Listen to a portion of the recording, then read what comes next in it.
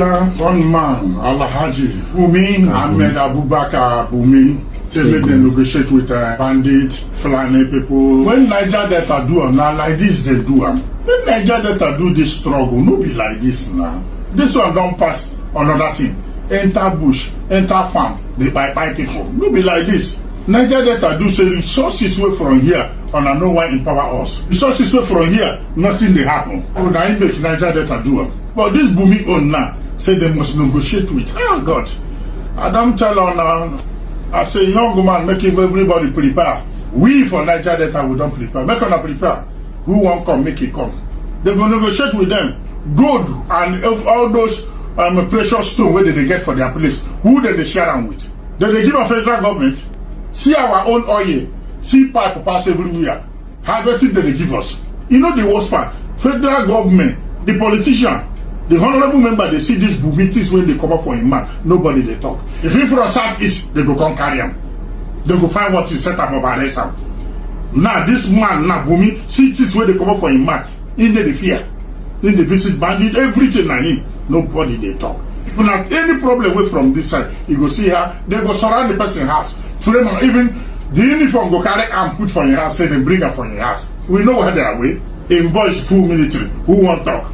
In boys the position, who won't talk? Now we the one set up. Now we the one frame up. If an Igbo man, oh, they will find one thing, nothing. You know, they see them, one Nigeria. Young and old, make on prepare, we don't know the leg where they carry they come because the government you know they do anything for this thing. The Bumi they waka free, living escort they follow them. Uniform they follow and they waka. To tell you say now then get government. Now then they decide for government. Even they say they enter villa anyhow in like. Abuja in the patrol which come for anyhow in like. And then they see what they see. So we wait from east, make on our wake up.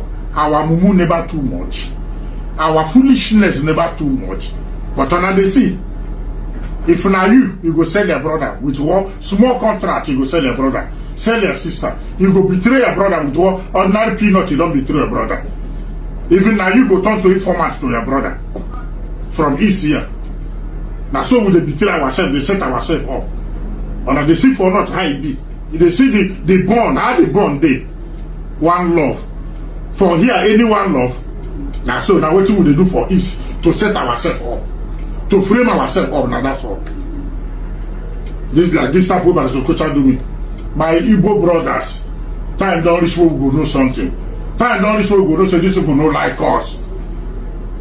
You know they pay me for math. My Igbo brothers. Only one name. These people don't like us. My Oduduwa brothers. My brothers from West. These people don't like us. You supposed to say they don't like us. My Yoruba people, they don't like us. Make you know say these people don't like us. My follow Yoruba. My follow Igbo, these people don't like us. Ah. Now till when they keep your neck cut and now you go know. We supposed to say these people don't like us. If they like us, we'll go beat Nigeria. Make them one Nigeria. Wrong again in regards my stand against secession. Because I simply say that secession is not the way to me. It's not the right way to go. And it looks delusional.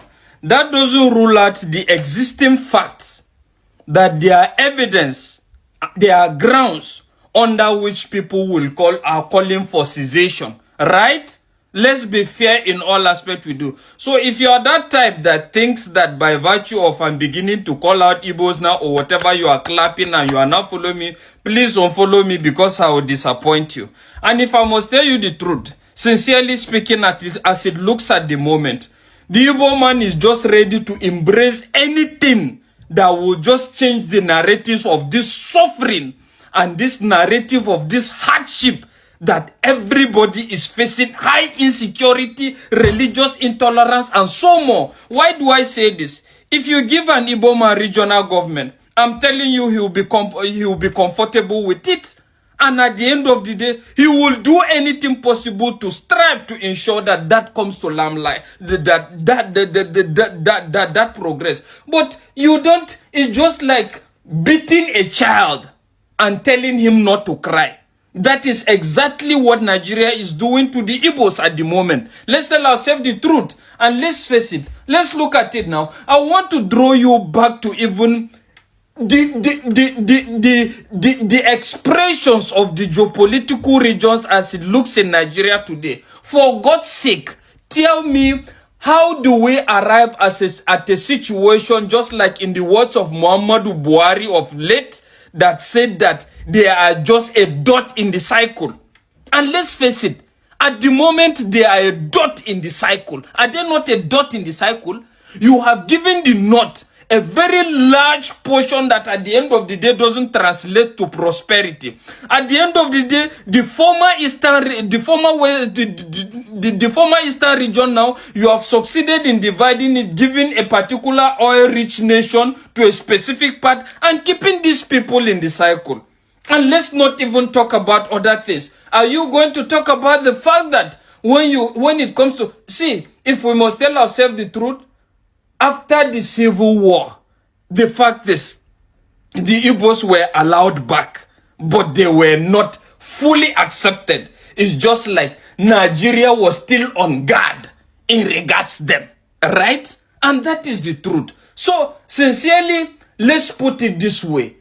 Their call for cessation or whatever is born out of all this ill treatment, except you are not normal, that you will now say that they are treated fairly just like every other person. But still, in regards this, what I'm just talking about is, let's walk from the known to the unknown. Because the last time I checked, none of the legislators of Igbo descent are yet to push for referendum or whatever. But regionalism, is it possible? It's possible. And how is it possible? Let's start by taxing this lawmakers, this government representative that are eating from it. The fact is, you must give us something that works, and possibly regionalization, right? And at the same time, let's work on a situation where this system that used to be one, that is talking about the eastern region, or is it the southern region? The fact is, there is need for them all to come together, right? And put away their differences.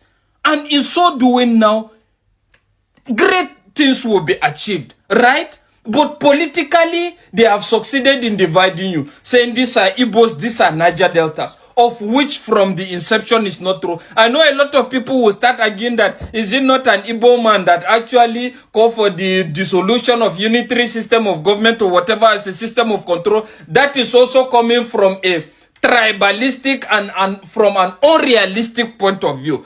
Because he called for that, that doesn't mean that it reflects the reality at the moment. So realistically speaking, at the moment, the fact is, Nigeria must be fair to the Igbos.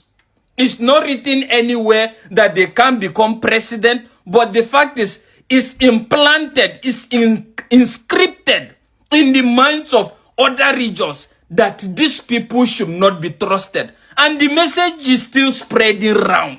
It's still spreading across. When you go to the northern part, what is their impression about an Igbo man? And let's face it, in terms of productivity, being industrious, being accountable, I will tell you that I will never trade that attribute of them with any other party in Nigeria. And that is just it. So what I'm saying is, can we be sincere to ourselves, for God's sake?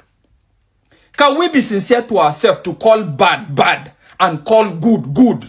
And so doing, we can move forward.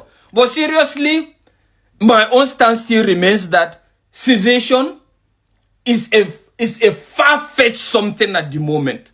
Work on the reality. The reality is, let's start by holding these governors accountable and all the representatives. Give us a working system. And if you're talking about this, the fact is, how do you expect, imagine a dot in the cycle. How do you expect them to expand and grow? And the last time I checked, when you say they are not interested in one Nigeria, I want to remind you that it was only the Igbo legislators that actually pushed for a situation that there is need to revisit this issue of indigenousship. The fact that if you are able to stay in this particular region for so number of time, you should be considered as an indigene. What happened? It was rejected by the parliament. Why? So in the spirit of one Nigeria, why should such a move be rejected? I think we should only, the concept behind that was pushing for a kind of a situation where the true one Nigeria is reflected. That is to say, I can't reside in this place and at the end of the day, you will tell me I am alien. At the end of the day, small thing happen, you start saying, let's pursue them, let's kick them, let's send them away. That is what has been happening. Is it not what has been happening? So let's be sincere to ourselves, please. Until we change this narrative, seriously, nothing is going to change. But sincerely, my stance still remains that secession is a very long walk. Let's let the Igbos achieve regionalism first. And to some certain extent, I feel it's a natural phenomenon that we will get there. Because some parts cannot continue to remain redundant and expecting other parts to feed them. What if they don't even give you the regionalism or whatever? Do exactly what Kanu is doing with this political sharia. Banning of alcohol. Look for what to ban to. Or possibly look for something that when it generate revenue, let the state government pass a legislation and say, this revenue that is generated is as a result of our cultural activities. So this cannot be accounted to the federal government for it to be shared to other regions.